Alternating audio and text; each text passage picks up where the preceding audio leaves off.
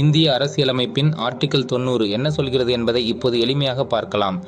மாநிலங்களவை துணைத் தலைவரின் பதவி காலியாகும் விதிகள் பற்றி பேசுகிறது. பதவி காலியாகும் நிலை: துணைத் தலைவர் மாநிலங்களவையின் உறுப்பினராக இருந்தே இருக்க வேண்டும்.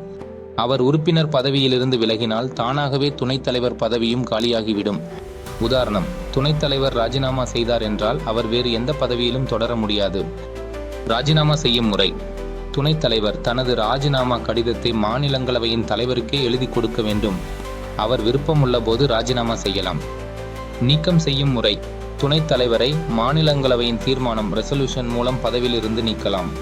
ஆனால் இந்த தீர்மானம் நிறைவேற குறைந்தபட்சம் 14 நாட்கள் முன்பே அதற்கான நோட்டீஸ் கொடுக்க வேண்டும். இதில் அதிகபட்ச உறுப்பினர்களின் ஆதரவு தேவைப்படும்.